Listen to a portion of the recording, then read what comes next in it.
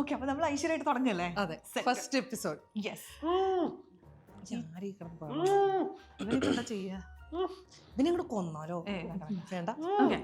So, welcome to the first episode of The Great Indian Circus. എന്താണ് നിനക്ക് വേണ്ടത്? എന്ത്? എന്താ നിനക്ക് വേണ്ടത്? ഇന്ത്യൻ അല്ല, ഇന്ദ്രനാണ്. Indran Indran. So, welcome to the first episode of The Great Indian Circus.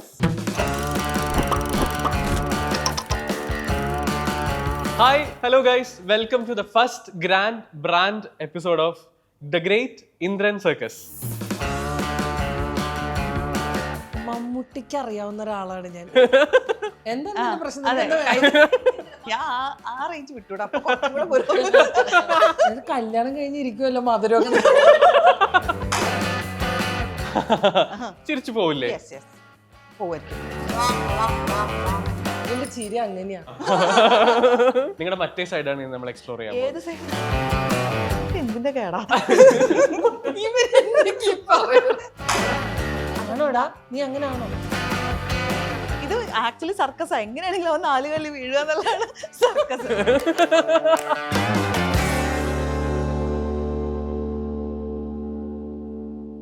ഇന്ന് എനിക്ക് ഫേവറേറ്റ് ആയിട്ടുള്ള 2 പേരാണ് എൻ്റെ കൂടെ ജോയിൻ ചെയ്തിട്ടുള്ളത്. The very smart, active, gorgeous, അങ്ങനെ കുറെ ഡെഫിനിഷൻസ് കൊടുക്കാൻ പറ്റുന്ന 2 സുന്ദരികൾ. Jewel Mary, Aswathy Sreekanth. Welcome to the great Indian അല്ല, the great Indran circus. First എപ്പിസോഡില് ഫസ്റ്റ് ഗസ്റ്റ് ആയിട്ട് വരുമ്പോ എന്ത് തോന്നുന്നു? നിനക്ക് എന്ത് തോന്നുന്നു? എനിക്ക് നിങ്ങളെ തന്നെ കൊണ്ടുവരണമെന്ന് ആഗ്രഹം ഉണ്ടായിരുന്നു. ശരിക്കും സത്യം, fan boys fan boy moment ആണ്. കുഴപ്പമില്ല. കാരണം നിങ്ങളെ ഞാൻ സ്കൂളിൽ പഠിക്കുമ്പോ തുടങ്ങി തിയേറ്ററിൽ സ്കൂളിൽ കുറച്ചധികം പഠിച്ചു. സ്കൂളിൽ പഠിക്കുമ്പോഴാണ് ഞാൻ ഡീഫോ ഡാൻസ് കാണുന്നത്. കോളേജിൽ പഠിക്കുമ്പോഴാണ് ഞാൻ കോമഡി സൂപ്പർ നൈറ്റ് കാണുന്നത്. അപ്പൊ ഏകദേശം സെറ്റ് ആയില്ലേ? ഒരാൾക്ക് ഒരു തട്ടും. പക്ഷെ ഞാൻ നിങ്ങളെ വല്ലാണ്ട് മിസ് ചെയ്യുന്നുണ്ട് ഇപ്പൊ. കാരണം എങ്ങനെയാണെന്നറിയാം മിസ് ചെയ്യണേ? നിങ്ങളുടെ കോമഡി സൈഡ്. കാരണം നിങ്ങളെ സ്റ്റേജിൽ കാണുമ്പോൾ എനിക്ക് ഭയങ്കര സന്തോഷമായിരുന്നു. ഇപ്പൊ നിങ്ങൾ അതിൽ ഭയങ്കര മിസ് ചെയ്യുന്നുണ്ട്. ഇപ്പൊ നിങ്ങൾ ഭയങ്കര ഇന്റലക്ച്വലാ. ഞങ്ങള് പണ്ട് ഭയങ്കര അത് പുറത്തിറക്കി ബുദ്ധി വളർന്നു പോയതൊക്കെ. നിങ്ങളിപ്പോ ഭയങ്കര മറ്റേ എന്ത് വെച്ചാലും മറ്റേ സെൻസിബിൾ ആയിട്ടുള്ള ഉത്തരം പറയാ, പൊളിറ്റിക്കൽ കറക്റ്റ്നെസ്, ഇങ്ങനത്തെ സാധനങ്ങളൊക്കെ. ഓ ഗോഡ്, ഇത് അവരായിരുന്നു എന്ന് നമുക്ക് ടെൻഷൻ വരും. പണ്ട് ബുദ്ധിയില്ലാത്ത പോലെ അഭിനയിക്കായിരുന്നു അല്ലേ? അത് ഞാൻ നിങ്ങളുടെ ആരുടെയോ ഇന്റർവ്യൂ കണ്ടു. ബുദ്ധിയുള്ളവർ ഒരു സ്റ്റേജിൽ എത്തുമ്പോൾ ബുദ്ധിയില്ലാത്ത പോലെ അഭിനയിക്കണം. എന്തായാലും നമ്മുടെ ഫസ്റ്റ് എപ്പിസോഡ് തുടങ്ങാണ്. നമ്മള് ആഡിലൊക്കെ കണ്ടിട്ടുണ്ട് എന്ത് ചെയ്യണം, ആദ്യം തുടങ്ങുമ്പോൾ എന്ത് ചെയ്യണം? ഈശ്വര പ്രാർത്ഥന. ഈശ്വര പ്രാർത്ഥന നമുക്ക് പ്രാർത്ഥിച്ചു. അതല്ലാതെ 1-ാം തീയതി ആകുമ്പോ നമ്മൾ എന്ത് ചെയ്യണം? ഭാരവതിയാണ്, അതല്ല കൊടുക്കണം. മധുരം കൊടുക്കണം. ഇന്ന് 1-ാം തീയതി അല്ല, 21-ാം തീയതി ആണ്. അപ്പൊ നമുക്ക് മധുരം കഴിച്ച് സ്റ്റാർട്ട് ചെയ്താലോ? ഷുഗർ ഡയറ്റിലൊന്നും അല്ലല്ലോ. നമ്മളെ ഒഫീഷ്യലി ദൈവമേ, ഒരു ഇന്റർവ്യൂലൊക്കെ വരുമ്പോഴത്തേനും മധുരം തരുന്നു. സത്യം, വെള്ളം പോലും തരാറില്ല. സത്യം. നിങ്ങൾ 2 പേരും ഷെയർ ചെയ്ത് മധുരം കഴിച്ച്. കല്യാണം കഴിഞ്ഞിരിക്കുമല്ലോ, മധുരമൊക്കെ. എനിക്ക് സത്യമായിട്ട് അങ്ങനെയൊക്കെ തോന്നുന്നുണ്ട്. അത് മൊത്തത്തിൽ കൊടുക്കട്ടെ. ഫസ്റ്റ് എപ്പിസോഡ് ആയതുകൊണ്ടായിരിക്കും. അപ്പൊ നമുക്ക് ആദ്യം എന്തായാലും ആദ്യത്തെ സെഗ്മെന്റിൽ നിന്ന് അങ്ങോട്ട് തുടങ്ങാം. ഇവിടെ കുറച്ച് ചിറ്റൊക്കെ ഉണ്ട്. ചിറ്റെടുക്കാൻ വന്നിരിക്കുന്ന തത്തകൾ. പച്ച കളർ. സോ ഇത് നിങ്ങളുടെ കുറച്ച് ഫോട്ടോ മെമ്മറീസ് ആണ്. ആദ്യം ജോലിന്ന് തുടങ്ങാം. ജോലി ഒരു ഫോട്ടോ എടുക്കാം. എടാ, ഇത് തന്നെ നാട്ടുകാരും പറയുന്നത്. ഞാൻ ഓരോ സ്ഥലത്തൊക്കെ ചെല്ലുമ്പോ എന്റെ അടുത്തോണ്ട് അശ്വതി ശ്രീകാന്ത് ജുവൽമേരി അങ്ങനെ ചോദിച്ചിട്ടുണ്ടാ? എന്നോട് ഒരാൾ എന്ത് വന്ന് ഇങ്ങനെ ചോദിച്ചിട്ടുണ്ട്. അശ്വതി അല്ലല്ല, അത് വേറെ മുടി അങ്ങനെ ഇരിക്കണോ? അശ്വതി മേരി എന്നൊക്കെ. ഓക്കെ, എന്നാ ആദ്യം അശ്വതി ഒരു ഫോട്ടോ എടുക്കുക. ഇത് ആരും നിങ്ങളുടെ 2 പേരുടെയും ഫോട്ടോസ് മിക്സ് ചെയ്ത് വെച്ചിട്ടുണ്ട്. ഒരു ഫോട്ടോ നിങ്ങൾ എടുക്കുക. എടുത്തിട്ട് എന്താണ് മെമ്മറി വരുന്നതെന്ന് വെച്ചാൽ അത് പറയാം. വരും, ഉറപ്പായിട്ടും വരും. ഞാൻ ഇന്നലെ മറ്റേ ഇൻസ്റ്റഗ്രാം തുടക്കം മുതൽ അവസാനം വരെ സ്ക്രോൾ ചെയ്ത് ചെയ്തോണ്ട് അറിയാം ഞാനൊക്കെ ഒരു അരണ ബുദ്ധിയുള്ള ആളാണ്. എനിക്ക് ഓർമ്മയൊന്നുമില്ല.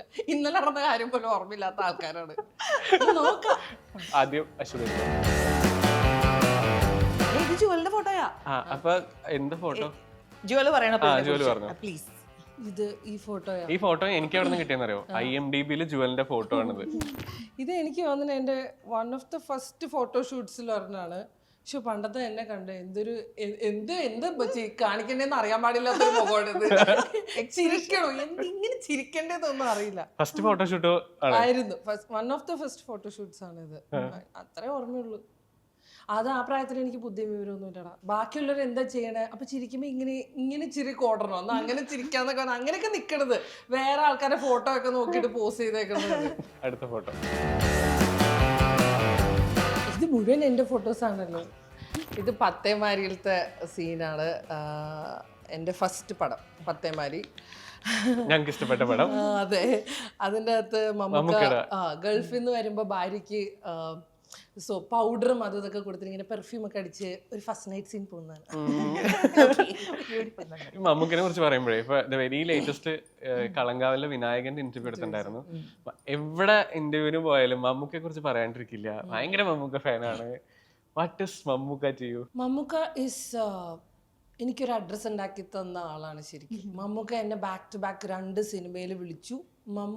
മമ്മൂട്ടിയുടെ ഹീറോയിൻ എന്നുള്ളതാണ് ശരിക്കും എൻ്റെ അഡ്രസ്സ്. ഞാൻ ബാക്കി എന്തോ ആയിക്കോട്ടെ, ഒരു കലാകാരിയാണ്, ആങ്കറാണ്, അത് ഇത് എല്ലാ സാധനങ്ങൾക്കും ഒക്കെ അപ്പുറത്തേക്കാണ് എനിക്ക് ആ ടൈറ്റിൽ. ഒന്നും അല്ലാതിരുന്ന എന്നെ വിളിച്ച് എനിക്കിത് തന്ന് എന്താ പറയുക, നമ്മളിങ്ങനെ എടുത്ത് വെച്ച പോലെയാണ്. അത് ഇത്രയും ലെജൻഡായിട്ടുള്ള ഒരാൾ. ഞാൻ എൻ്റെ ഫ്രണ്ട്സിനോടൊക്കെ പറയും മമ്മൂട്ടിക്ക് അറിയാവുന്ന ഒരാളാണ് ഞാൻ. അതെൻ്റെ വലിയൊരു പ്രിവിലേജാണ്. എൻ്റെ അച്ചീവ്മെൻ്റ് ആണോ അതെന്ന് ഞാൻ പറയും. പിന്നെ മമ്മൂക്കൊക്കെ അറിയാം. അതൊരു ഭയങ്കര ഫീലാണ്.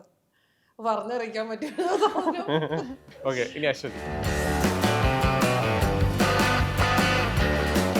ഇത് റീസെന്റ് ഒരു പ്രോഗ്രാമിൽ വെച്ച് നമ്മൾ കണ്ടപ്പോൾ പെട്ടെന്ന് എടുത്തൊരു ഫോട്ടോ ആണ് ഇത്. ഞാൻ ആദ്യം അതിന്റെ അടിയിലുണ്ടായ ക്യാപ്ഷൻ അതാണ്, വർഷങ്ങൾക്ക് ശേഷം കണ്ടുമുട്ടുന്നു എന്നുള്ളത്. ആദ്യത്തെ ഷോ കോമഡി സൂപ്പർ നൈറ്റ് ആണ്. നമ്മളെല്ലാവരും അശ്വതിനെ കാണുന്ന അതിൽ നിന്നാണ്. എങ്ങനെയായിരുന്നു ആ ഷോയിലേക്കുള്ള ഇന്നും ജേണിയും? ഒരു കുറേ ഗസ്റ്റുകൾ വന്നു പോയൊരു ഷോ ആണ്. ആ സമയത്തെ ട്രെൻഡിങ് ഷോ ആയിരുന്നു. ഞാൻ പോയിട്ടുണ്ട് അതിൽ ഗസ്റ്റ് ആയിട്ട് വന്നിട്ടുണ്ട്. പത്തേമാരിയുടെ സമയത്താണ്. ഉട്ടോപ്പിയയിൽ രാജാവാണോ? ആ സമയത്ത് ഞാൻ വളരെ കംഫർട്ടബിൾ ആയിട്ട് ദുബായിൽ റേഡിയോ ഷോസ് ഒക്കെ ചെയ്ത് ജീവിക്കുന്ന ഒരു സമയമാണ്. ആർജയായിരുന്നു.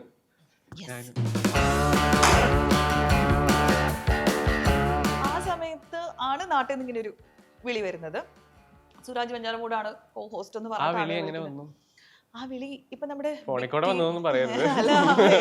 ഞാൻ ആ റേഞ്ച് വിട്ടൂടാ. ഓക്കെ. അപ്പോൾ നമ്മുടെ ഇപ്പോഴത്തെ ബിഗ് ടിവിയുടെ ഒക്കെ ചാനൽ ഹെഡ് ആയിട്ടുള്ള അനിൽ അരൂർ, അപ്പം അനിലേട്ടനാണ് ആ ഒരു പ്രോഗ്രാമിലേക്ക് വിളിക്കുന്നത്. അപ്പൊ വിളിച്ചപ്പോൾ പറഞ്ഞത് എൻ്റെ അടുത്ത് സുരാജ് വെഞ്ഞാറമൂടിന്റെ കൂടെ ആണ് ഒരു കോംബോ, നീ നമ്മളോടൊക്കെ സംസാരിക്കുന്ന പോലെ സംസാരിച്ചാൽ മതി, അങ്ങനെ നമ്മൾ എക്സ്പെക്ട് ചെയ്ത് ഒരു ഭയങ്കര ഫോർമൽ പരിപാടിയൊന്നും അല്ല എന്നൊക്കെ പറഞ്ഞ വിളിച്ചത്. പക്ഷെ ആ സമയത്ത് സുരാജേട്ടൻ നാഷണൽ അവാർഡ് കിട്ടിയ ആ ഒരു സമയമായിരുന്നു. ആളെ കുറിച്ച് മൊത്തത്തിലുള്ളൊരു പെർസ്പെക്റ്റീവ് ഒക്കെ ആളുകൾക്ക് മാറിക്കൊണ്ടിരിക്കുന്ന ഒരു സമയമാണ്. നമ്മൾ കോട്ടും സൂട്ടും ഇട്ടൊരു സുരാജ് വെഞ്ഞാറമൂടിനെ നമ്മൾ അങ്ങനെയാണ് കണ്ടു തുടങ്ങുന്നത്. അപ്പം ആ ഒരു ഷിഫ്റ്റ് ഉണ്ടായിരുന്നു. ഷോയിലേക്ക് വരാമെന്ന് ഞാനിതൊരു ശരിക്കും പറഞ്ഞാൽ ഈ ചാലഞ്ചിങ് ആയിട്ടുള്ള ഓപ്പർച്യൂണിറ്റീസ് വരുമ്പോൾ ഒന്ന് ചെയ്തു നോക്കാമെന്ന് തോന്നുന്നൊരു സ്വഭാവം എനിക്കുണ്ട്. അപ്പം അതുകൊണ്ട് റിസ്ക് എടുത്ത് ദുബായിൽ നിന്ന് കൊച്ചിനെയും കൊണ്ട് നാട്ടിൽ വന്ന് അതെ അങ്ങനെ വന്നതാണ്. വന്ന് തുടങ്ങിയപ്പോൾ എനിക്ക് മനസ്സിലായി പരിപാടി അത്ര എളുപ്പമൊന്നുമല്ല. മേക്കപ്പ് ഇടണം, ഇത് മണിക്കൂറിന്റെ പരിപാടിയാണ്. 2-3 മണിക്കൂർ എടുക്കും മേക്കപ്പ് ഇട്ട് കോസ്റ്റ്യൂം ചെയ്ത് വരാൻ. അത് കഴിഞ്ഞിട്ട് ഓരോ എപ്പിസോഡ് ഒരു ദിവസം 4-5 എപ്പിസോഡൊക്കെയാണ് ഷൂട്ട് ചെയ്യുന്നത് ബാക്ക് ടു ബാക്ക്. നേരം വെളുക്കും ഷൂട്ട് തീരാ. ഇതൊന്നും എനിക്ക് അറിയുന്ന പരിപാടിയല്ലോ. അപ്പോ അത് ഭയങ്കര ഒരു ഷിഫ്റ്റ് ആയിരുന്നു. പക്ഷെ ഇത് ടെലികാസ്റ്റ് ചെയ്ത് തുടങ്ങിയിട്ട് പിന്നെ ഫസ്റ്റ് ടൈം നമ്മൾ എയർപോർട്ടിലേക്ക് പോകുന്ന സമയത്ത് ആൾക്കാരിങ്ങനെ, ഞാനിപ്പോ വീട്ടിൽ നിന്ന് ഇറങ്ങുന്നതിന് മുമ്പേ നിങ്ങളുടെ ഷോ കണ്ടിട്ടാ അങ്ങനത്തെ സംഭവം. അപ്പൊ എനിക്ക് മനസ്സിലായി ഓക്കെ ഇത് വേറൊരു ഇതിലേക്കാണ് പോകുന്നത് എന്നുള്ളത്. ഞങ്ങൾ കുറേ ഹൗസ് ഹോൾഡ്സ്, എനിക്ക് തോന്നുന്നു കുറേ വീട്ടമ്മമാര് നിങ്ങൾ രണ്ടുപേരും ഇഷ്ടപ്പെട്ടത്, ഒന്ന് ഡി4 ഡാൻസ്, 2 ഈ കോമഡി സൂപ്പർ നൈറ്റ് ആണ്. എനിക്കും ഇഷ്ടമായിരുന്നു. ഇഷ്ടമാണ്. സ്കൂളിലായിരുന്നല്ലോ. കുഞ്ഞായിരുന്നു. ഞാൻ ഇനി അമ്മ ചോറ് വാരി അടുത്ത ഫോട്ടോ. ഞാൻ ഞാനല്ലേ അതെ എന്തൊരു RJ എന്ന് പറഞ്ഞ എന്തൊരു ചെറിയ കുട്ടിയാ നോക്കിയതില്. അല്ലേ ഒരു കുഞ്ഞി ഞാൻ. ശ്ശോ. ഇത് ഞാൻ റേഡിയോ ഫാമിലെ ഓൾമോസ്റ്റ് എൻ്റെ ലാസ്റ്റ് ഡേയ്സ് ആണ്. റേഡിയോ ഫാമിലാണ് ഞാൻ എൻ്റെ RJ ആയിട്ടുള്ള ജീവിതം തുടങ്ങിയത്. ആ സമയത്തുള്ള ഒരു സ്റ്റുഡിയോ മൊമെന്റ്. ഈ ഫോട്ടോയുടെ ക്യാപ്ഷൻ ഞാൻ പറയട്ടെ, എന്താണ്? ഇത് ഞാൻ ചെയ്തതിൽ വെച്ച് ഏറ്റവും സംതൃപ്തമായ ജോലി. അത് ശരിയാട്ടോ. എനിക്കും എനിക്ക് റേഡിയോ പരിപാടി എനിക്ക് ഭയങ്കര ഇഷ്ടമായിരുന്നു. എനിക്കും അതെ. എന്ത് സ്ട്രെസ് ഉള്ള സിറ്റുവേഷനിൽ നമ്മൾ നിൽക്കുകയാണെങ്കിലും നമുക്ക് വേറെ ഇഷ്ടംപോലെ പ്രശ്നങ്ങളൊക്കെ ഉണ്ടായിരിക്കും. അതിനകത്തുനിന്ന് ഈ സ്റ്റുഡിയോ റൂമിൽ കയറുന്നു, നമ്മളിങ്ങനെ നമുക്ക് അറിയാത്ത കുറെ മനുഷ്യരോട് ഇത് ഓൺ ചെയ്ത് വെച്ച് സംസാരിക്കും. ഇത് കഴിഞ്ഞിറങ്ങുമ്പോഴേക്കുണ്ടല്ലോ ഒരു തെറപ്പി കഴിഞ്ഞിറങ്ങുന്ന ഒരു സമാധാനം ഭയങ്കര. എനിക്ക് എപ്പോഴും റേഡിയോ ഭയങ്കര എനിക്ക് മിസ് ചെയ്യുന്നുണ്ട് ആ സ്റ്റുഡിയോ. അതിൻ്റെ ഉള്ളിൽ കയറി കഴിഞ്ഞാൽ എന്താണെന്നറിയോ, ആരും വരില്ല. വരണമെങ്കിൽ നമ്മൾ കാണും. ഇപ്പം നമുക്ക് നമ്മളോട് തന്നെ നമ്മുടെ കുറ്റം പറയാം. വേറൊരാളുണ്ടെങ്കിൽ, പ്രൊഡ്യൂസർ ഉണ്ടെങ്കിൽ, നമ്മൾ ആരെങ്കിലും കുറ്റം പറഞ്ഞിരിക്കാം. സിനിമ കാണാം, പാട്ട് കേൾക്കാം. നമുക്ക് ഒരു പുറത്തുനിന്ന് ഒരാൾ പെട്ടെന്ന് വരില്ല. നമ്മുടെ ഒരു സ്പേസ് അത് മിസ് ചെയ്യേണ്ടത്. ഞാൻ ഫോട്ടോ ഒരു കിഡിലും ഫോട്ടോ ആണ് ഞാൻ വിചാരിക്കുന്നത് എടുത്തു കഴിഞ്ഞാൽ. എന്റെ ഷോ ആണ് ഉർവശി തിയേറ്റേഴ്സ് എന്ന് പറഞ്ഞൊരു ഷോ. അതിലെ ജുവലിനെ നോക്കി സത്യം എന്താണല്ലേ. വേറൊരാള്. പക്ഷെ എന്താന്ന് അറിയാമോ, ഇപ്പൊ ഉള്ള എന്റെ അത്രയും കോൺഫിഡൻസ് എനിക്ക് അന്ന് ഇല്ലായിരുന്നു കേട്ടോ. അന്നൊക്കെ കാര്യം ഇപ്പൊ നോക്കുമ്പോ അന്ന് ഞാൻ ഭയങ്കര നല്ലതായിരുന്നു തോന്നും. പക്ഷെ അന്ന് ഒരു ഇൻസെക്യൂരിറ്റീസിന്റെ കൂടാണ് ഞാൻ. എനിക്ക് ഒരു സന്തോഷവും ഉണ്ടായിട്ടില്ല ആ ടൈമിലൊന്നും, സത്യസന്ധമായിട്ടും പറയാം. ഇപ്പോഴാണ് ഞാൻ ഭയങ്കര ഉള്ളു തുറന്ന് സംസാരിക്കാനും ചിരിക്കാനൊക്കെ തുടങ്ങിയത്. അത് കുറച്ച് ഞാൻ ഓണസ്റ്റ്ലി പറയുകയാണെങ്കിൽ അതൊക്കെ വേഷം കെട്ടലാണ്. വിത്ത് മേക്കപ്പ് ഞാൻ ഫേക്ക് ചെയ്തിട്ടുണ്ട് നല്ലോണം ആ സമയത്തൊക്കെ. പിന്നെ നാച്ചുറലി ഇച്ചിരി വർത്താനം പറയാൻ അറിയാവുന്നത് കൊണ്ട് പിടിച്ചു നിന്നിരുന്നതാണ്. ഉള്ളിന്ന് അങ്ങനെ വലിയ സന്തോഷമുള്ള ടൈമൊന്നും അല്ല കേട്ടോ ഇതൊന്നും. ഷോസ് ഒക്കെ good, but as A person ഞാൻ അന്നൊന്നും അത്ര ഭയങ്കര നല്ല സ്ഥലത്തൊന്നും ആയിരുന്നില്ല. പടിയുള്ള സ്ഥലത്ത് എന്നെ ഇവരെല്ലാവരും ഫേക്ക് എന്ന് വിളിക്കാം. ആണോടാ, നീ അങ്ങനെയാണോ? അല്ല ഞാൻ അത് അതെന്താ സംഭവം എന്നറിയോ, റേഡിയോ ഒരു RJയോട് പറഞ്ഞത് മനസ്സിലാവും. കേട്ടോട്ടാ, നമ്മൾ ഈ വീഡിയോയില് ചിരിക്കുന്ന പോലെ നമുക്ക് വോയിസിൽ ചിരിക്കാൻ പറ്റില്ലല്ലോ. അപ്പൊ നമ്മൾ ചിലപ്പോ ഗസ്റ്റ് ഒക്കെ എടുക്കുന്ന സമയത്ത് നമ്മള് ചിരിച്ചു പോവില്ലേ?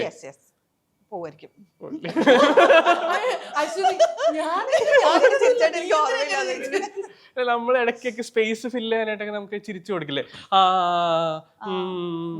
എന്നൊക്കെ ചിരിച്ചു കൊടുക്കില്ലേ?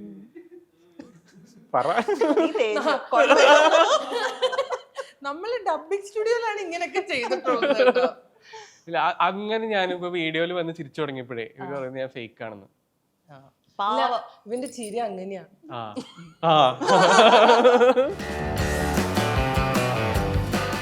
ബിക്കമിങ് ഇതിന്റെ അടുത്ത ബേബിയാണ് എന്ന് വേണമെങ്കിൽ പറയാം. ബിക്കമിങ് എന്ന് പറയുന്നത് അതെ ഒരു സ്റ്റാർട്ടപ്പാണ്. It's a mental wellness platform. Life കോച്ചാണ്. അതെ, ഞാൻ ലൈഫ് കോച്ചാണ്. എൻ്റെ കൂടെ കുറേ തെറപ്പിസ്റ്റുകൾ വർക്ക് ചെയ്യുന്നുണ്ട്. സർട്ടിഫൈഡ് ആയിട്ടുള്ള ലൈഫ് കോച്ചസ് വർക്ക് ചെയ്യുന്നുണ്ട്. ക്ലിനിക്കൽ സൈക്കോളജിസ്റ്റുകളും കൺസൾട്ടൻറ്റ് സൈക്കോളജിസ്റ്റുകളും സൈക്കാട്രിസ്റ്റുകളും ഒക്കെയുള്ള ഞങ്ങളുടെ ഗ്രോ ചെയ്തുകൊണ്ടിരിക്കുന്ന ഒരു പ്ലാറ്റ്ഫോമാണ്. വേൾഡിൻ്റെ ഏത് ഭാഗത്ത് നിന്നിട്ട് നിങ്ങൾക്ക് മലയാളത്തിൽ സൈക്കോളജിക്കൽ സപ്പോർട്ട് എടുക്കാം ഓൺലൈനായിട്ട്. ഞങ്ങൾ കുറേ കൺട്രിയിലുള്ള ആൾക്കാർക്ക് സർവീസസ് കൊടുക്കുന്നുണ്ട്. ഓ നൈസ്. ഞാൻ കണ്ടു ഗോവയില് ട്രിപ്പ് പോയിട്ട് ബാക്കി ഫ്രണ്ട്സ് ഒക്കെ എൻജോയ് ചെയ്യുന്നു. ഒരു ക്രൈസിസിലായിട്ട് ആരെങ്കിലും വിളിക്കുന്ന സമയത്തെ എനിക്ക് പറയാൻ പറ്റും ഞാൻ ഗോവയിൽ ചില്ലിയാന്ന്.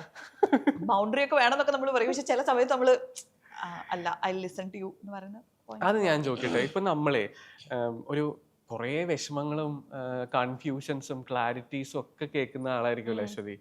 ഇതെങ്ങനെയാ ഇതിന് സപ്പോർട്ട് കൊടുക്കാൻ പറ്റുന്നത്? ഇപ്പൊ ഞാൻ ഡെയിലി ഇപ്പൊ ഇന്നത്തെ വിഷമമായിരിക്കില്ല നാളത്തെ വിഷമം. ഇപ്പൊ ഒരു റിലേഷൻഷിപ്പ് ഇഷ്യൂ ഉണ്ടെങ്കിൽ ഇതെങ്ങനെ എല്ലാം പറഞ്ഞു കൊടുക്കണേ? നമ്മളങ്ങനെ അഡ്വൈസ് ചെയ്യൊന്നല്ല. ഇത് പൊതുവെ ആൾക്കാർക്ക് ഒരു വിചാരമുണ്ട് നമ്മളിപ്പം ഒരു കോച്ചിങ് കൊടുക്കുക എന്ന് പറഞ്ഞാൽ അല്ലെങ്കിൽ ഇപ്പൊ ഒരു കൗൺസിലിംഗ് ഒക്കെ ചെയ്യുന്നത് ഉപദേശിക്കുകയാണ്, നിങ്ങൾ എന്താ ചെയ്യേണ്ടതെന്നുള്ളത് പറഞ്ഞു കൊടുക്കുകയാണെന്നുള്ളത്. അത് അങ്ങനത്തെ ഒരു പരിപാടിയല്ല. നിങ്ങൾക്ക് ആക്ച്വലി എന്താ വേണ്ടെന്നുള്ള ആൻസർ നിങ്ങളുടെ ഉള്ളിലുണ്ട്. അതിനെ സത്യസന്ധമായിട്ട് പുറത്തേക്ക് കൊണ്ടുവരാൻ റിഫ്ലക്ട് ചെയ്യിപ്പിക്കാനുള്ള സംഭവങ്ങൾ ഉണ്ടാക്കി തരാന്ന് പറയുന്ന പ്രോസസ്സാണ്. അതുകൊണ്ട് എല്ലാവരുടെ ഉള്ളിൽ ആൻസർ ഉണ്ട്, അതിങ്ങനെ പുറത്തേക്ക് എടുക്കുന്ന ഒരു പ്രോസസ്സാണ്. അതിന് കുറച്ച് നമ്മൾ ഈ പറഞ്ഞ പോലെ കുറച്ച് ട്രെയിനിങ്ങിന്റെ ഭാഗമായിട്ട് അത് ചെയ്തിട്ടുള്ളത് കൊണ്ടാണ്. അല്ലാതെ വി വോണ്ട് ടെൽ യു ഇതാണ് നല്ലത്, ഇതിങ്ങനെ ചെയ്യൂ എന്ന് പറയില്ല. അങ്ങനെ പറഞ്ഞാൽ അത് പ്രൊഫഷണൽ അല്ല.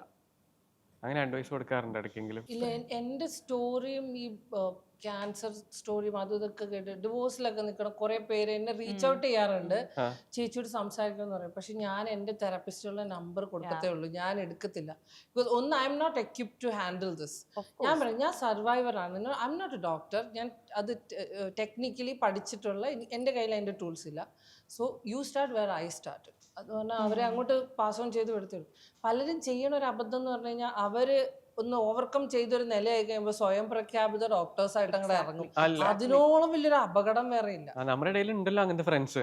ഉറപ്പായിട്ടും നമുക്ക് വേണ്ട സൊല്യൂഷൻ ആയിരിക്കില്ല, അല്ലെങ്കിൽ നമുക്ക് വർക്ക് ആയതായിരിക്കില്ല വേറെ വർക്ക് ആവുന്നത്. എനിക്ക് മനുഷ്യരോടൊക്കെ ഭയങ്കര റെസ്പെക്ട് ഉള്ള ഒരാളാണ് ഞാൻ. അവരുടെ ഒന്നും സ്പേസിൽ കയറി അഭിപ്രായവും പറയാറില്ല, ഒന്നും ചെയ്യാറില്ല. ഞാൻ വിടും, ഇന്ന ഓപ്ഷൻസ് ഉണ്ട്, ഇങ്ങനെ തെറാപ്പിസ്റ്റുകളുണ്ട്, ഇവിടെയൊക്കെ പോവാൻ നിങ്ങൾക്ക്. ഇനിയിപ്പം ബിക്കമിങ്ങിലേക്കും കൂടെ വിട്ടോ. എന്നെ വിളിക്കണ്ട, ആശുപത്രി അടുത്തേക്ക് ചെന്നാ മതി. എല്ലാ വഴി റെഡി ആക്കി തരും. പക്ഷെ ഇതും പ്രശ്നം വെച്ചാൽ എന്റെ അടുത്ത് വന്ന് ഇൻബോക്സിൽ മെസ്സേജ് അയക്കും, എന്നിട്ട് ഫുള്ള് കഥ ഇൻബോക്സിൽ അങ്ങ് പറയും. ലൈക്ക് നമുക്കൊരു ബൗണ്ടറി സെറ്റ് ചെയ്യാൻ പറ്റുന്ന ഫുള്ള് പറയും. അപ്പോഴും ഞാൻ പറയും ഇത് എന്റെ അടുത്തല്ല, ഞാൻ ഇന്ന ആളുടെ അടുത്തേക്ക് കണക്ട് ചെയ്യാൻ, നമ്മുടെ ടീമിൽ ഇങ്ങനെ ഒരാളുണ്ട്, പോയി സംസാരിക്കുന്നു പറയും. ഇല്ല എനിക്ക് ചേച്ചിനോട്. അപ്പൊ അത് പറഞ്ഞ് കൺവിൻസ് ചെയ്യൽ തന്നെ ഭയങ്കര ബുദ്ധിമുട്ടാണ്. ചേച്ചി പലർക്കും അത് മറ്റൊരു പക്ഷേ as A life coach or therapist ചേച്ചി ആവരുത് എന്നുള്ളതാണ് നമ്മുടെ. Of course. ഇനി എനിക്ക് ഈ തെറപ്പിയുടെ കാര്യം പറഞ്ഞു, നമുക്ക് പലർക്കും പല കാര്യങ്ങളൊക്കെ തെറപ്പി. ചിലക്ക് പാട്ട് കേൾക്കുന്നതാണ്, ചിലക്ക് എനിക്ക് ടെൻഷൻ വന്ന ഭക്ഷണം കഴിക്കണം. ഞാൻ നല്ല അത് തെറപ്പി അല്ല,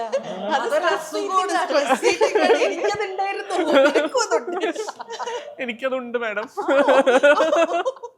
അതുണ്ട് ചേച്ചി. ഇപ്പൊ അതിൽ നിന്ന് ഓവർകം ചെയ്ത് രക്ഷപ്പെട്ടു വന്ന ഒരാളാണ്. മോനെ അത് തെറപ്പി അല്ലടാ, നമുക്ക് തോന്നും അല്ല. എനിക്ക് അത് എന്താ ചോറ് കഴിക്കണം. എന്താ അറിയോ, നമുക്ക് സ്ട്രെസ് വരുന്ന സമയത്ത് നമ്മുടെ കംഫർട്ട് ആയിട്ടുള്ള ഒരു ഫുഡ് കഴിക്കുന്ന സമയത്ത് we feel we are in control. ഇതൊക്കെ നമുക്ക് റെഡിലി അവൈലബിൾ ആണ്, ഞാൻ ഓക്കെ ആണ്. പിന്നെ ഈ പറഞ്ഞ പോലെ നമ്മൾ ഈ ചോറൊക്കെ കഴിച്ച് സന്തോഷിച്ചിരുന്ന സമയങ്ങളൊക്കെ നമുക്ക് ചിലപ്പോൾ ഭയങ്കര നല്ല മൊമെന്റ്സ് ആയിരിക്കുമല്ലോ. അപ്പോ അവർ ബോഡി അല്ലെങ്കിൽ അവരുടെ നമ്മുടെ നെർവസ് സിസ്റ്റം ഫീൽ സേഫ്. നമുക്ക് സേഫ് ആയിട്ട് ഫീൽ ചെയ്യാന്നുള്ളതാണ് ആ സമയത്ത് വേണ്ടത് സ്ട്രെസ് വരുമ്പോൾ. അപ്പൊ ബോഡിക്ക് സേഫ് ആയിട്ട് ഫീൽ ചെയ്യും നല്ല ഫുഡ് കഴിച്ചോണ്ടിരിക്കുമ്പോൾ. അത്രേ ഉള്ളൂ. അങ്ങനെ തെറാപ്പി ആയിട്ട് എടുക്കരുത്, പോയി വേറെ തെറാപ്പിസ്റ്റിനെ കാണണം. മനസ്സിലായോ? ഇപ്പൊ മാഡം എന്നൊക്കെ എന്നിട്ട് മുമ്പേ വന്നപ്പോ ചോദിച്ചോളൂ, നിങ്ങളുടെ ഇന്റലക്ച്വൽ സൈഡ് മാത്രമേ ഇപ്പൊ കാണുന്നുള്ളൂ, കം ബാക്ക്, തിരിച്ചു വരൂ. തമാശ പറയാന്നൊക്കെ. പലർക്കും പല കംഫർട്ട്. അപ്പൊ ഞാൻ ഭക്ഷണം കഴിക്കും, എനിക്ക് ചോറും തൈരും കുറച്ച് അവിയലും സാമ്പാറും അച്ചാറും പപ്പടവും, ഞാൻ ഡണ്ണാണ്. ഉച്ച നേരത്തെ ക്യാമറയുടെ മുന്നിൽ എന്റെ ചോദ്യം എന്തായിരുന്നു, നിങ്ങളൊരു കംഫർട്ട് ഫുഡ് എന്താ? ഇത് പറഞ്ഞോട്ടെ, കാരണം നിങ്ങൾ പറയുമ്പോൾ ഇതിന്റെ അടിയിൽ വേറെ ആൾക്കാർ ഭക്ഷണമൊക്കെ വെച്ചാ റീലൊക്കെ ഉണ്ട് സെറ്റ് ആക്കി അവര് തരും, നമ്മളൊന്നും ചെയ്യണ്ട. അശ്വതിയുടെ കംഫർട്ട് ഫുഡ്? അയ്യോ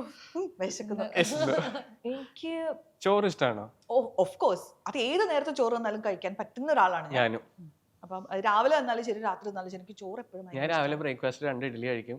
അപ്പൊ പിന്നെ അമ്മ ഓഫീസിലേക്ക് കൊണ്ടുപോയി ലഞ്ച് ഉണ്ടാക്കിണ്ടാവല്ലോ, അപ്പൊ ചോറും കറിയും ചോറ് കഴിക്കും. ഇത്തിരി അല്ല, ഇച്ചിരി കഴിക്കും. ചോറ് എന്റെ എപ്പോഴത്തെ ഒരു കംഫർട്ട് ഫുഡാണ്. പിന്നെ എനിക്ക് പറഞ്ഞ പോലെ ഈ പുഴുക്കൾ ഉണ്ടല്ലോ, കപ്പ പുഴുക്ക്, ചക്ക പുഴുക്ക്, ഇതിന്റെ കൂടെ കുറച്ച് തലേ ദിവസത്തെ മത്തിക്കറി, ഇങ്ങനത്തെ പരിപാടിയൊക്കെ എനിക്ക് പോവരുത് പ്ലീസ്. വീട്ടിലേക്ക് വന്ന് ഞാൻ ഉണ്ടാക്കി തരാം. അത് മത്തിക്കറി വെച്ച് ചട്ടിയിൽ ചോറ് ഇടണം. കറക്റ്റ്. എനിക്ക് എന്തിന്റെ കേടാ. അപ്പൊ അങ്ങനത്തെ സംഭവങ്ങൾ എനിക്ക് നമ്മുടെ ഒരു കേരള ട്രഡീഷണൽ അങ്ങനത്തെ സാധനങ്ങളുണ്ടല്ലോ, അതാണ് എൻ്റെ എല്ലാ കാലത്തെയും കംഫർട്ട് ഫുഡ്. അതിപ്പോൾ ലോകത്ത് എവിടെ പോയി കഴിഞ്ഞാലും അതെനിക്ക് ഭയങ്കര കംഫർട്ട്. പക്ഷെ ഞാൻ ഭയങ്കര എന്ത് വേണമെങ്കിലും അഡാപ്റ്റ് ചെയ്യുന്ന ആളാണ്, ട്രൈ ഔട്ട് ചെയ്യുന്നതിനൊന്നും പ്രശ്നമില്ല. പക്ഷെ എന്നാലും ഒരു ഓപ്ഷൻ തരുവാണെന്നുണ്ടെങ്കിൽ ഞാൻ ആദ്യം ഇതിലെ പിടിക്കും. ഇപ്പോൾ ഓഫീസിൽ നിന്ന് കുറേ ഇച്ചിരി നമ്മൾ കഥകളൊക്കെ കേട്ട് വരുമ്പോൾ നമ്മൾ എന്തായാലും ബ്രെയിൻ റോട്ട് ആയിട്ടായിരിക്കുമല്ലോ വരണേ, ആകെ എക്സോസ്റ്റഡ് ആയിട്ടായിരിക്കുമല്ലോ വരണേ ഇമോഷണലി. അപ്പൊ അങ്ങനെ വരുമ്പോ എന്ത് കഴിക്കാൻ ഇഷ്ടം? ഇതല്ലാതെ കൈ കിട്ടുന്നൊക്കെ കഴിക്കാറുണ്ട്. പിന്നെ എനിക്ക് ഇഷ്ടമുള്ള ഞാൻ ചിലപ്പോൾ ഒരു സബ്വേ ഓർഡർ ചെയ്ത് കഴിക്കും. അതിവിടെ പറയാൻ പാടുണ്ടോ? പക്ഷെ എനിക്ക് സബ്വേയുടെ ഒരു ഇറ്റാലിയൻ BMT ഒരു സാൻഡ്വിച്ച് ഉണ്ട്, അതെനിക്ക് ഭയങ്കര ഇഷ്ടമാണ്. അതുകൊണ്ട് ഞാൻ എൻ്റെ മൂത്ത മോളെ പ്രഗ്നന്റ് ആയിരുന്ന സമയത്ത് എൻ്റെ ഓഫീസിന്റെ സ്പേസിൽ അവൈലബിൾ ആയിട്ടുള്ള 1-2 ഫുഡ് ഔട്ട്ലെറ്റ്സ് ഉണ്ടായിരുന്നു. അപ്പൊ എനിക്ക് ഭയങ്കര വിശപ്പായിരുന്നു. അപ്പൊ എനിക്ക് വിശന്നിട്ട് ഒരു രക്ഷയില്ലാതെ വരുന്ന സമയത്ത് ഞാൻ പോയിട്ട് സ്ഥിരം ഓർഡർ ചെയ്യുന്നൊരു സംഭവമായിരുന്നു. അപ്പൊ അതുകൊണ്ട് എനിക്കത് ഭയങ്കര കംഫർട്ട് ഫുഡ്. ഈ പറഞ്ഞ പോലെ ഞാൻ ഇച്ചിരി പറ്റാണ്ടിരിക്കുന്ന സമയത്ത്, നമ്മുടെ ഈ ഫുഡൊന്നും അവൈലബിൾ അല്ലാത്ത സമയത്ത് ഇതൊന്ന് കഴിച്ചു കഴിഞ്ഞാൽ എനിക്ക് ഭയങ്കര ഓക്കെയാ. ഇത് എന്തുകൊണ്ടാണെന്ന് അറിയത്തില്ല, ഇതേ കോമ്പിനേഷൻ എന്റെ മോൾക്ക് ഭയങ്കര ഇഷ്ടമാണ്. ആ. ഞാൻ എപ്പോഴും പറയും ഞാൻ പ്രഗ്നൻസിയിൽ ഫുള്ള് ഇത് കഴിച്ചിട്ടുണ്ട്, അപ്പൊ ചിലപ്പോ അതുകൊണ്ടായിരിക്കും എന്ന് പറയാറുണ്ട്. എനിക്ക് തോന്നുന്നത് പണ്ട് ഞാൻ ഈ പറഞ്ഞ മാതിരി എനിക്ക് എല്ലാം ഇങ്ങനെ ചോറും കറിയൊക്കെ കംഫർട്ടബിൾ ആയിരുന്നു. പക്ഷെ ഇപ്പം വന്നു എനിക്ക് സ്പൈസ് ടോളറൻസ് ഭയങ്കര കുറവാണ്. അപ്പൊ ഞാൻ സെൽഫായിട്ട് കുറെ കണ്ടുപിടുത്തങ്ങളാണ്. ഇപ്പൊ ഈ റീസെന്റ് ഞാൻ തന്നെ എന്റെ ബുദ്ധിയിൽ നിന്നും ഉണ്ടാക്കിയെടുത്ത ഒരു റെസിപ്പിയാണ്. ഞാൻ അവല് വെച്ചിട്ട് ഇങ്ങനെ ഒരു ഭയങ്കര സിമ്പിൾ ആയിട്ടൊരു പായസം പോലെ ഒരു സാധനം ഉണ്ടാക്കും. അവല് വെച്ചിട്ട് അത് മിക്ക ദിവസം ചിലപ്പോൾ ഡിന്നർ അതായിരിക്കും എന്റെ. ഞാൻ ലാക്ടോസ് ഇൻടോളറന്റ്, അപ്പൊ ലാക്ടോസ് ഫ്രീ മിൽക്ക് സാധാരണ ആൾക്കാർക്ക് സാധാരണ പാലെടുക്കാം. ആ പാലിന്റെ അകത്തേക്ക് ഒരു പിടി അവല്, മറ്റേ ചുമന്ന അവലില്ലേ, അതങ്ങോട്ട് വാരിയിട്ടിട്ട് ഒരു ഇച്ചിരി പഞ്ചസാരയോ ഡയറ്റ് ഷുഗറോ എന്തെങ്കിലും ഇടുക, അല്ലെങ്കിൽ ശർക്കര പൊടി ആയാലും മതി. എന്നിട്ട് തിളപ്പിക്കുക. ഇത് ബോയിൽ ചെയ്ത് ഇച്ചിരി ഏലക്കപ്പൊടി ഇടുക, ഒരു ചെറിയ സ്പൂൺ നെയ്യിൽ കുറച്ച് അണ്ടിപ്പരിപ്പ് കിസ്മസ് ഒക്കെ വറുത്തതിൻ്റെ അകത്തേക്ക് ഇട്ടിട്ട് ഇതൊന്ന് രാത്രി കുടിച്ചിട്ട് കിടന്നോ, നല്ല രസമാണ്. ഞാനവിടെ ഒരു ഇച്ചിരി കുങ്കുമപ്പൂ ഒക്കെ ഇട്ടൊന്ന് റിച്ച് ആക്കി. എനിക്ക് ഇഷ്ടമാണ്. ഞാൻ കേട്ടായിരുന്നു റോസാപ്പൂ ചായ കുടിക്കുന്നത്, പ്രീമിയം ലൈഫ്. കുറെ പേര് പിന്നെ അത് ട്രൈ ചെയ്തിട്ട് എന്റെ അടുത്ത് വിളിച്ചു പറഞ്ഞു, ചേച്ചി കൊള്ള, ഈ സംഭവം കൊള്ളാന്നുള്ളത്. ഇത് ഈ റീസെന്റ് കണ്ടുപിടിച്ച ഒരു ഐറ്റം, അവൽ പായസം. പായസം എന്നൊന്നും പറയാൻ പറ്റില്ല, ഒരു സൈസ് കഞ്ഞി, പാൽക്കഞ്ഞി, അതുപോലത്തെ വീണ്ടും പ്രീമിയം. സിമ്പിൾ കാര്യങ്ങളാണെങ്കിലും നമ്മൾ അതിന്റെ മുകളിൽ ഒരു ചെറിയൊക്കെ എടുത്തു വെച്ച് അതിനെ ഇങ്ങനെ അലങ്കരിച്ച് പൊലിപ്പിച്ച് കുഞ്ഞു കുഞ്ഞു മൊമെന്റ്സ് എവറി ഡേ ക്രിയേറ്റ് ചെയ്യുന്നതിൽ ഒരു ഭയങ്കര എസ്തെറ്റിക്സ് ഉണ്ട്. ലൈഫ് ഇങ്ങനെ ഭയങ്കര പ്രീമിയം ആയിക്കൊണ്ടിരിക്കുന്ന ഫീൽ ചെയ്യാൻ പറ്റും. മിക്കവരുടെ പ്രശ്നം തന്നെ വേറെ ആരെങ്കിലും ഇതൊക്കെ ചെയ്തു തരാൻ വേണ്ടി ഇങ്ങനെ വെയിറ്റ് ചെയ്തിരിക്കും. ജുവലിന്റെ പീസ് ഓഫ് മൈൻഡ്, ഒരു ഹാപ്പിനെസ് എന്താ? ഇപ്പൊ ആക്ച്വലി ഒരു ഫ്ലാറ്റില് ഞാൻ തന്നെ താമസിക്കുന്ന എനിക്കൊരു പഗ്ഗുണ്ട്. ഞങ്ങൾ രണ്ടുപേരും മാത്രമുള്ള ഒരു ലോകമാണ്. അവിടെ ഇങ്ങനെ വെറുതെ ഇരിക്കുക എന്നുള്ളത് ഭയങ്കര പീസ്ഫുൾ ആണ്. ഒരു മനുഷ്യനില്ല നമ്മുടെ അടുത്ത് ചോദിക്കാനോ പറയാനോ ഒന്നും, ആരുടെ ഒരു ശല്യം ഇല്ല. സത്യം. പിന്നെ എന്റെ കുറെ ഫ്രണ്ട്സ് ഉണ്ട്, മിക്കവരും ഔട്ട് ഓഫ് ഇന്ത്യ ആണ്. ഇവരാരെങ്കിലും വീഡിയോ കോൾ ചെയ്ത് ഇവിടെ ഇങ്ങനെ പ്രതിഷ്ഠിച്ചേക്കും. അപ്പൊ നമ്മൾ എന്തെങ്കിലും വേറെ പണിയൊക്കെ ചെയ്യും, അവരവിടെ നിന്ന് എന്ത് പണി ചെയ്യും. പിന്നെ പറ കഴിഞ്ഞ ഓക്കേടാ. ഇങ്ങനെ ഒരു എന്റെ ഒരു ആ വീടിനകത്ത് I have A virtual family like this. പിന്നെ ഹൈക്കോ ഉണ്ട്, ഒരു നീല സോഫ ഉണ്ട്. അതിൽ ചിലപ്പോൾ രാവിലെ വന്ന് അങ്ങോട്ട് ചരിഞ്ഞു കഴിഞ്ഞാൽ ഒരു ഉച്ചയാകുമ്പോൾ എഴുന്നേറ്റാൽ മതി. ഞാൻ തന്നെ ആലോചിക്കും, ഞാൻ എന്താ വലിയ രാജ്യോ, എന്തോ ഒരു സുഖം, ഭയങ്കര സുഖമാണ്. ഇച്ചിരി നമുക്ക് സുഖം കൂടിപ്പോയെങ്കിലേ ഉള്ളൂ അങ്ങനത്തെ ഒരു ലൈഫ്. അത് ഭയങ്കര ബ്യൂട്ടിഫുൾ ആണ് അങ്ങനത്തെ ഒരു ലൈഫ്. സിനിമ ആണ്. പിന്നെ ഒരു ഡോഗ് ഉണ്ടല്ലോ, അവന്റെ രോമൊക്കെ ഇങ്ങനെ പൊഴിച്ചിടും. ആശാന് പിന്നെ ഒരു സ്വഭാവം എന്ന് വെച്ച് കഴിഞ്ഞാൽ എന്നോട് ഭയങ്കര ബഹുമാനമാണ് അവന്. അതുകൊണ്ട് ഞാൻ കാണുന്ന സ്ഥലത്തൊന്നും മുള്ളി വെക്കില്ല. അതുകൊണ്ട് ഇവൻ ഒരിക്കലും ഞാൻ കണ്ടെത്താത്തൊരു മൂല പോയി കണ്ടുപിടിച്ച് അവിടെ മൂത്രം വയ്ക്കും. Only I get the smell. ഞാൻ എന്നിട്ട് ഇങ്ങനെ പോലീസായനമാര് അന്വേഷിച്ച് നടക്കണം ഈ ചെറുക്കനെ എവിടെയും മുള്ളി വെച്ചിരിക്കുന്നത്. അത് വലിയ ബുക്കിലൊക്കെ കൊണ്ടേ സാധിച്ചു വെച്ചിട്ട് എന്നെ നോക്കും, മമ്മി ഞാൻ ഇത്ര മാറിയ ഒഴിച്ചിരിക്കുന്നത്, ഇത് പ്രശ്നമുണ്ടോ? അത് ക്ലീൻ ചെയ്യണമൊക്കെ ഒടുക്കത്തെ ഡിഫിക്കൽട്ടി ആയിരിക്കും. ഡോഗ് പാരന്റ് ഭയങ്കര രസമാണ്. അവന് ഒത്തിരി ഏജ് ആയി, അവന് 10 years ആയി. ഇപ്പൊ പ്രായത്തിന്റെ പ്രശ്നങ്ങളുണ്ട്. ഇപ്പൊ ഓൾമോസ്റ്റ് ഒരു 80% ബ്ലൈൻഡ് ആണ്. ഒരു കണ്ണില്ല, മറ്റേ കണ്ണ് തിമിരം വന്ന് കിടക്കാണ്. പക്ഷെ ഞങ്ങൾ തമ്മിൽ ഭയങ്കര അണ്ടർസ്റ്റാൻഡിങ് ആണ്. എനിക്ക് അവനെയും മനസ്സിലാവാൻ എന്നെയും മനസ്സിലാവും. ഹൈക്കു ഇവിടെ അല്ലേ ഒരു ഡോഗ് പാരന്റ് അല്ലേ? അതുമാണ്. ഇതിന്റെ ഇടയിൽ അതും ഉണ്ട്. ഇനി നമ്മൾ വേറൊരു മൊമെന്റ് ക്രിയേറ്റ് ചെയ്യാൻ പോവാണ്. നിങ്ങളുടെ ഒരു വലിയ ചീട്ടുകൾക്ക് ശേഷം ഇന്ദ്രൻ അവതരിപ്പിക്കുന്നു ചെറിയ ചീട്ടുകൾ. ഇതില് ഒരു ഇമോഷൻ ആയിരിക്കാം, ചിലപ്പോൾ ഒരു ഫീലിംഗ് ആയിരിക്കാം. നിങ്ങളുടെ മറ്റേ സൈഡാണ് നമ്മൾ എക്സ്പ്ലോർ ചെയ്യാൻ പോകുന്നത്, ഇന്റലക്ച്വൽ സൈഡ്. ഇത് ആക്ച്വലി സർക്കസ്. എങ്ങനെയാണെങ്കിലും ഒന്ന് ആളുകളിൽ വീഴുക എന്നുള്ളതാണ് circus. Okay, come on, you continue. ഇതില് നിങ്ങൾക്ക് തോന്നുന്ന, ചിലപ്പോൾ ഇതൊരു ഫീലിംഗ് ആയിരിക്കാം, അതൊരു ഇമോഷൻ ആയിരിക്കാം. ഇതിൽ നിങ്ങൾക്ക് ഫീൽ ചെയ്യുന്ന ഒരു കാര്യം, ചിലപ്പോൾ നിങ്ങളെ കുറിച്ച് പ്രൗഡായിട്ട് തോന്നുന്ന ഒരു കാര്യം, ഇത് ഈ ഒരു വാക്ക് കേൾക്കുന്ന സമയത്ത് നിങ്ങൾക്ക് ഫീൽ ചെയ്യുന്ന ഒരു കാര്യം. അതെനിക്ക് ഞാൻ 3-ാം പ്രാവശ്യം പറഞ്ഞുകൊണ്ടിരിക്കുന്നത്. എടുത്തോ. ഹോപ്പ്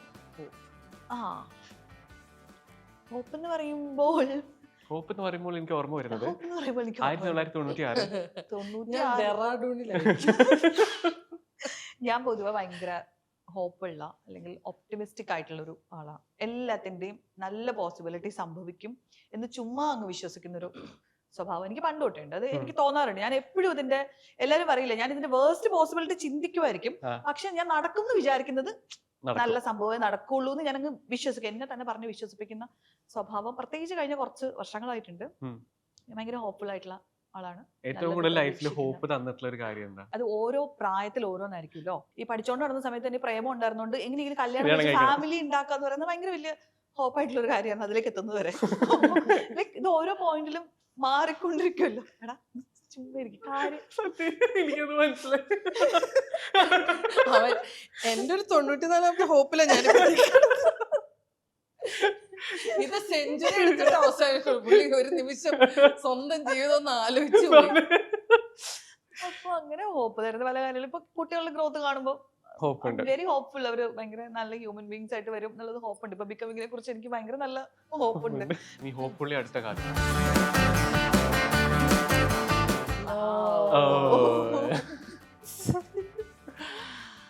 എന്റെ ഭയങ്കര കാർഡാണ് എനിക്ക് തന്നത്. കനമുള്ള കാർഡാണ്. എനിക്ക് പറയാനാണെങ്കിൽ ഞാൻ സ്നേഹത്തെ മനസ്സിലാക്കുന്നത് ഒരു ഓൾ എൻകംപാസിങ് ആയിട്ടുള്ള ഒരു എനർജി ആയിട്ടാണ്. ആ എനർജീൻ്റെ ഉള്ളിൽ ഇങ്ങനെ അതിങ്ങനെ നിറഞ്ഞ് ഉള്ളിൽ മുഴുവൻ അതാണ്, പുറത്തും അതാണ്, ഞാൻ കാണുന്നത് മുഴുവൻ അതാണ്. ഈ ലവ് എന്ന് പറഞ്ഞ സാധനത്തിന് മാത്രം നമുക്ക് ക്വാണ്ടിഫൈ ചെയ്യാൻ പറ്റില്ല, അളക്കാൻ പറ്റൂല, അതിനൊരു മെഷർമെന്റ് ഇല്ല. But we all experience it at somewhere or some point. ജനിച്ച കാലം മുതൽ നമ്മളെല്ലാവരും അന്വേഷിക്കുന്നത് സ്നേഹമാണ്, നമ്മൾ നേടാൻ ആഗ്രഹിക്കുന്നത് സ്നേഹമാണ്. നഷ്ടപ്പെട്ടാൽ ഏറ്റവും കൂടുതൽ വേദന തോന്നുന്നത് സ്നേഹത്തെക്കുറിച്ചാണ്. മരണം വരെ എന്ത് വേണമെന്ന് ചോദിച്ചു കഴിഞ്ഞാൽ ആഹാരം ഇല്ലെങ്കിൽ സ്നേഹം വേണം. അതില്ലാണ്ട് നമുക്ക് നിലനിൽക്കാനേ പറ്റൂല. എല്ലാ സമയത്തും എന്ത് കിട്ടിക്കഴിഞ്ഞാലും ഈ സാധനം ഇല്ലെങ്കിൽ നിലനിൽക്കാൻ പറ്റൂല. ഞാൻ ഇതിന്റെ ഒരു അന്വേഷകയും ആസ്വാദകയും അതിൽ ജീവിക്കുന്ന ഒരാളുമാണ്, ഒരു പ്രേമക്കാരുത്തി. I love you too. Thank you. Healing ഇത് സ്വന്തം ഏരിയ ആണല്ലോ. അങ്ങനെ തന്നെ കണക്ട് ചെയ്ത അതാണ് എനിക്ക് ഹോപ്പും ഫെയ്ത്തും ഉള്ളതുകൊണ്ടേ. ഹീലിംഗ് എന്ന് പറയുന്നത് ഇതൊരു കണ്ടിന്യൂസ് ജേർണിയാണ്. ഇതൊരു ഫുൾ സ്റ്റോപ്പ് ഇടുന്ന പരിപാടിയല്ല. പക്ഷെ എല്ലാ മനുഷ്യർക്കും ഏതെങ്കിലുമൊക്കെ ലെവലിൽ ഹീലിംഗ് ഉണ്ടാവണം, അല്ലെങ്കിൽ അത് ആവശ്യമായിട്ടുള്ള മനുഷ്യരാണ്. നമ്മുടെ ചുറ്റും കാണുന്ന ഇപ്പൊ നമുക്ക് മനസ്സിലാവുന്ന ഒരു കാര്യം, ചുറ്റും കാണുന്ന എല്ലാ മനുഷ്യരും ഏതെങ്കിലുമൊക്കെ തരത്തിൽ വൂണ്ടഡ് ആയിട്ടുള്ള മനുഷ്യരാണ്. ഈ വൂൺസ് അവരുടെ ഐഡന്റിറ്റി ആയിട്ട് കൊണ്ടു നടക്കുന്ന മനുഷ്യരാണ്. Once they choose to heal ഉണ്ടല്ലോ, ആ ഒരു മൊമെന്റ് തൊട്ടാണ് ലൈഫ് മാറുന്നത്. അപ്പൊ നമ്മൾ വിചാരിക്കും ഹീലിംഗ് എന്ന് പറയുന്നത് ഭയങ്കര കംഫർട്ടിംഗ് ആയിട്ടുള്ള പരിപാടിയായിരിക്കുന്നത്. ഹീലിംഗിനോളം ഡിഫിക്കൽട്ട് ആയിട്ടുള്ള ഒരു പരിപാടിയില്ല. ഹീൽ ചെയ്യണമെന്നുണ്ടെങ്കിൽ ഈ വൂൺസ് വീണ്ടും തുറക്കണം. നമ്മൾ തട്ടിപ്പൊത്തി വെച്ചിരിക്കുകയായിരിക്കും ആരും അറിയണ്ടെന്ന് വിചാരിച്ചിട്ട്. അത് തുറക്കണം, അത് ക്ലീൻ ചെയ്യണം, നമ്മുടെ തന്നെ ഷാഡോനെ പലവട്ടം നമ്മൾ കാണണം. അത് ഇച്ചിരി ഡിഫിക്കൽട്ട് ആയിട്ടുള്ള പ്രോസസ്സാണ്. നേരത്തെ പറഞ്ഞ പോലെ നല്ല ധൈര്യം ഉണ്ടെങ്കിൽ മാത്രമാണ് നമുക്ക് ഹീൽ ചെയ്യാൻ പറ്റുള്ളൂ. സറണ്ടർ ആവണം. അപ്പൊ അങ്ങനത്തെ ഒരു ബ്യൂട്ടിഫുൾ പ്രോസസ്സാണ് ഹീലിംഗ് എന്ന് പറയുന്നത്. പിന്നെ ഇത് ഒരിക്കലും ഇങ്ങനെ ലീനിയർ ആയിട്ടുള്ള ഒരു പ്രോസസ്സ് അല്ല. ഞാൻ ഹീലിംഗ് തുടങ്ങി ഇത്ര നാളുകൊണ്ട് ഞാൻ ഹീൽ ചെയ്ത് അങ്ങനെയല്ല. ഇതിനിടയ്ക്ക് വീണ്ടും നമുക്ക് മുറിവ് പറ്റാം. 2 ദിവസം നമ്മൾ ഓക്കെ ആയിട്ടിരിക്കും, 4ാമത്തെ ദിവസം വീണ്ടും അടിച്ചു തല്ലി പഴയതിലും താഴെ പോവാം, വീണ്ടും അവിടെ നിന്ന് കയറി വരാം. സോ ഇതൊരു ലീനിയർ ആയിട്ടുള്ള പ്രോസസ്സ് അല്ല. ഇതിങ്ങനെ കണ്ടിന്യൂസ് ആയിട്ട് എപ്പോഴും നടക്കുന്ന, അവനവനെ തന്നെ പുതുക്കുന്ന ഒരു പ്രോസസ്സാണ് ഹീലിംഗ്.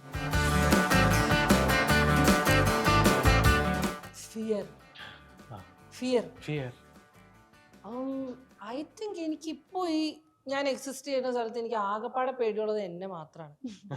ഒരു സാധനത്തിന് എനിക്ക് പേടിയില്ല, ആരെയും പേടിയില്ല, ഒന്നിനെയും പേടിയില്ല, ഒന്നും. ഭയം എന്ന് പറഞ്ഞിട്ട് സാധനം എന്നെ മാത്രമേ എനിക്ക് പേടിയുള്ളൂ. ബിക്കോസ് എന്നെ ഹേർട്ട് ചെയ്യാൻ എനിക്ക് മാത്രമേ സാധിക്കുള്ളൂ എന്ന് എനിക്കറിയാം.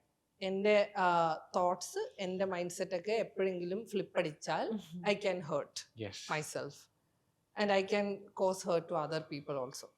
അതിനുള്ള പൊട്ടൻഷ്യൽ എനിക്ക് ഉണ്ടെന്നുള്ളൊരു തിരിച്ചറിവിൽ എനിക്ക് മനസ്സിലായി വേറെ ഒന്നിനും എനിക്ക് പേടിയില്ല. That makes you a bit dangerous, right? Yeah. Villain. Unbeatable. Unbeatable. എനിക്ക് cold blooded ആവുക. നിനക്ക് കിട്ടിയത് ട്രസ്റ്റ്. ഓക്കേ, പറയൂ, ട്രസ്റ്റിനെ കുറിച്ച് പറയൂ.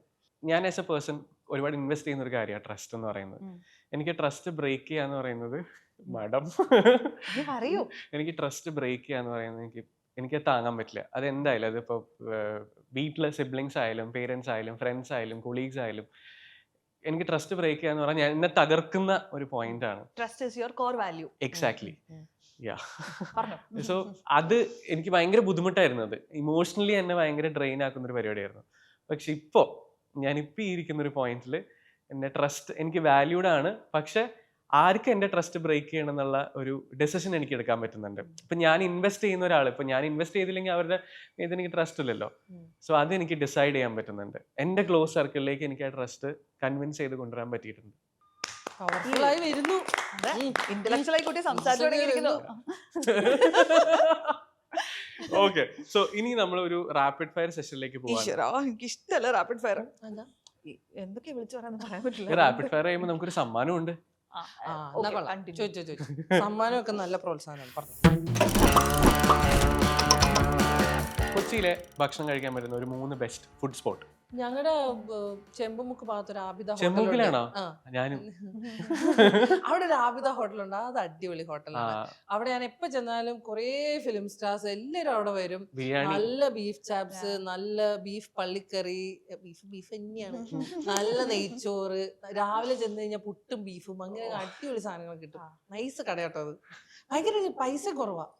പൈസയും കുറവാ ആബിദയില്. അടിപൊളിയാ, ഭയങ്കര സ്ഥലം ആബിദ അടിപൊളി കേട്ടോ. ചെമ്പൂക്ക് കാക്കനാടിന് അടുത്താണ്. വെജിറ്റേറിയൻ ഫുഡ് കഴിക്കാൻ വൃന്ദാവൻ അടിപൊളിയാണ്, ഇഷ്ടമാണ്. നല്ല സദ്യ കിട്ടും. പിന്നെ ഈ പറഞ്ഞ പോലെ ഒരു പ്രശ്നം പറ്റരുത്, എപ്പോഴും സേഫ് ആയിട്ട് എന്നുള്ളൊരു ഓപ്ഷനിൽ മിക്കപ്പോഴും ഓർഡർ ചെയ്യുന്നൊരു സ്ഥലം അളകാപുരിയാണ്. അളകാപുരിയിലെ പൊതിച്ചോറ്, ബിരിയാണി, ഇലയിലുള്ളൊരു ബിരിയാണി ഉണ്ട്. അത്യാവശ്യം നല്ല ക്വാണ്ടിറ്റി ഉണ്ട്. അപ്പൊ അങ്ങനെ ഓഫീസിലേക്കൊക്കെ ആണെങ്കിലും എല്ലാരും കൂടി ഇരിക്കുന്ന ഒരു സമയത്ത് മിക്കപ്പോഴും നമ്മൾ ഓർഡർ ചെയ്യാറുള്ളൊരു സ്ഥലമാണ് അളകാപുരി. നമ്പർ 2 ആക്ച്വലി കുറെ ഉണ്ട്.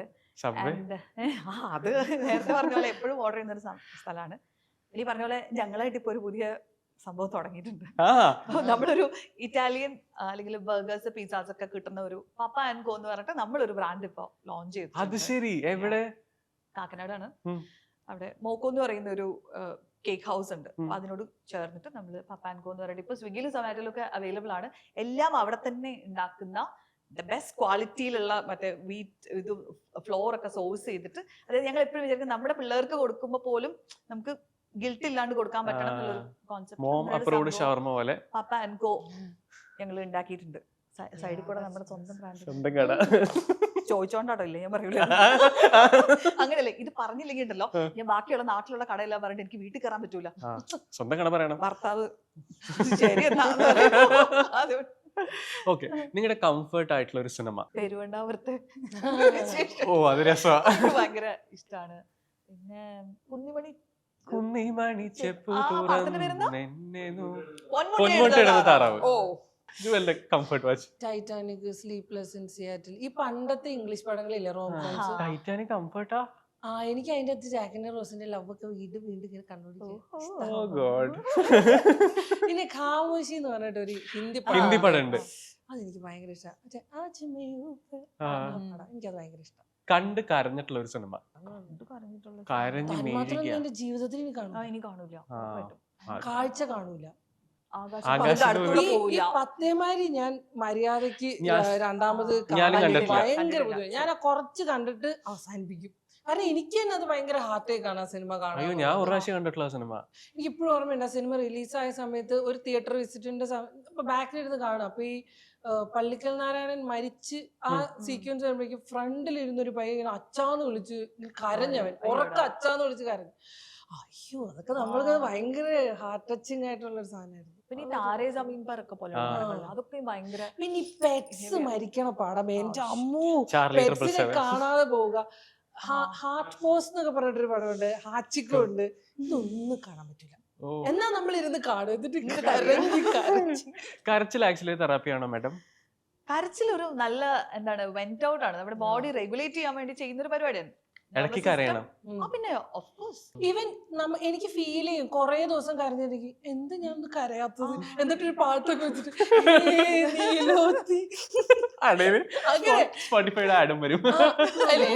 പ്രീമിയം യൂട്യൂബ് പ്രീമിയം ഉണ്ട്, യൂട്യൂബ് പ്രീമിയം ഉണ്ട്, നമ്മൾ ഇരുന്ന് കരയും. എന്നിട്ട് നമ്മള് ഇതൊക്കെ ആക്ച്വലി നല്ല പരിപാടി കേട്ടോ. കുറച്ചേരം കരഞ്ഞു കഴിയുമ്പോ നമ്മുടെ സങ്കല്പത്തിൽ നമുക്ക് വലിയ സന്തോഷം കിട്ടും. ശരിയാത്. പണ്ട് കരയുമ്പോ അമ്മ ഇങ്ങനെ പറയായിരുന്നു, കളിയാക്കാൻ വേണ്ടി പറയായിരുന്നു, അയ്യോ കരയുമ്പോ എന്റെ കൊച്ചിനെ കാണാൻ എന്തൊരു ഭംഗിയാണ്. Glow. എനിക്ക് ഇപ്പോഴും കണ്ണാടിയുടെ മുമ്പിൽ നിന്ന് കരയുമ്പോ എനിക്കത് ഓർമ്മ വരും കേട്ടോ. അപ്പൊ എനിക്ക് ഇടയ്ക്ക് ചിരി വരും. ഞാൻ കരയും അപ്പൊ കരയുമ്പോ ഒരുമാതിരി വികൃതമായ മുഖം. അപ്പൊ എനിക്ക് എന്റെ ചിരി വരും. അല്ല ആക്ച്വലി നമ്മൾ കരഞ്ഞു കഴിയുമ്പോൾ നമ്മുടെ മുഖത്തൊരു ഗ്ലോ ഗ്ലോ വരും. ആക്ച്വലി കരഞ്ഞു കഴിഞ്ഞിട്ടുള്ള ഒരു ഗ്ലോ ഉണ്ട്. ഉണ്ട്. എന്നിട്ട് കരഞ്ഞു കഴിഞ്ഞിട്ട് പോയത് നോക്കും തിളങ്ങണം. ബ്ലഷ് ആയതൊക്കെ നാച്ചുറൽ ബ്ലഷ്. ഞാൻ ഇതൊക്കെ പറഞ്ഞ എന്റെ കൊച്ചിനെ ഇപ്പൊ പറ്റിക്കാറുണ്ട്. രാത്രി കരഞ്ഞറിഞ്ഞ ഉറങ്ങി ഒരു ദിവസം. ഞാൻ പറയും ഇപ്പൊ നല്ല ബ്ലഷ് ഒക്കെ വന്നിട്ടുണ്ട്, നല്ല രസമുണ്ട്, ചുന്തിരിമണിയായി. സുന്ദരിയായി, നാളെ നമുക്ക് സ്കൂളിൽ പോണ്ടേ, എന്നാ നാളെ പോകണം കൊണ്ട് കാണിക്കാലോ. Okay, what is your love language? എന്റെ love languages quality time, quality conversations. അതാണ് എന്റെ ലവ് ലാംഗ്വേജ്. എന്റെ കൂടെ സമയം സ്പെൻഡ് ചെയ്യണം, ഞാൻ പറയണത് കേൾക്കണം, അതിനെ വാലിഡേറ്റ് ചെയ്യണം, അങ്ങനെ സമയം കൂടെ തരിക എന്നുള്ളതാണ്. വിത്തൗട്ട് എനി ഡൗട്ട് ക്വാളിറ്റി ടൈമാണ് ലവ് ലാംഗ്വേജ്. ഞാൻ ഭയങ്കര ഗിവറാണ്. ഞാൻ ഭയങ്കര ചക്കര പ്രേമക്കാരി. ഒരു എന്താ പറയാ, എനിക്ക് ഇഷ്ടപ്പെട്ട് കഴിഞ്ഞാൽ I M like the strongest magnet that will exist. ഞാൻ ഇങ്ങനെ ഒട്ടിച്ചോണ്ടേ ഇരിക്കും. വീട്ടിൽ ഞാൻ ഭയങ്കര സ്നേഹം പിടിച്ച് കടിക്കും, കടിക്കുക, പിച്ചുക, ഉമ്മ വെക്കുക, ഇങ്ങനെയൊക്കെ. എന്റെ അമ്മേനൊക്കെ ഞാൻ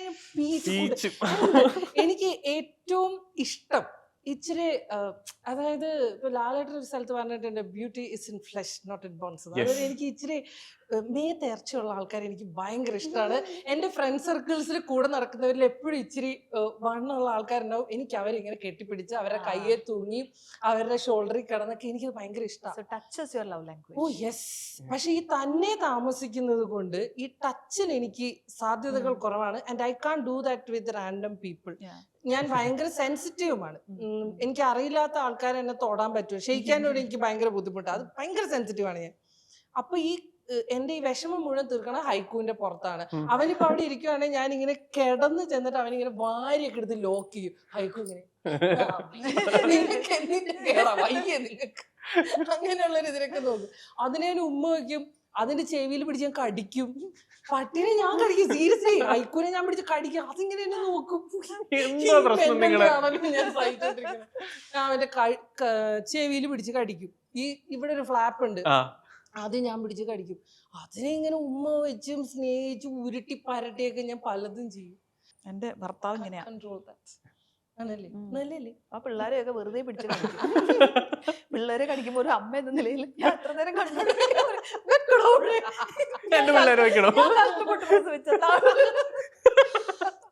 എന്റെ കൂടെ ഞാൻ കടിക്കും. പിള്ളേരെന്നിങ്ങനെ നോക്കുന്നൊരു അമ്മ ഒന്നിനും. That's nice.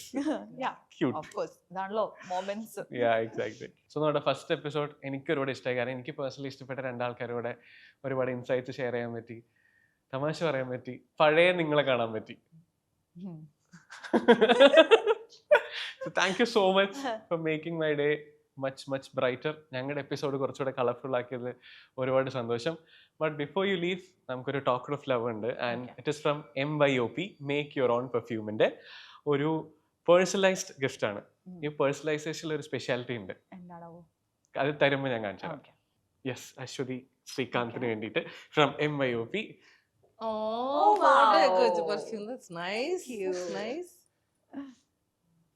ഇത് expect ചെയ്തില്ലല്ലേ?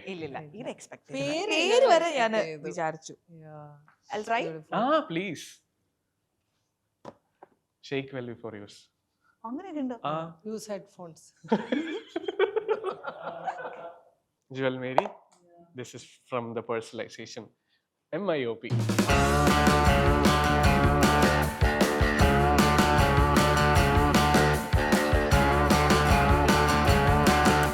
Thank you so much. It was great. നല്ലായിരുന്നു. കുറെ നാളായി ഇങ്ങനെ ഒരു വർത്തമാനം പറഞ്ഞിട്ട്. Thank you for the praise. You were good. Thank you. Thank you so much.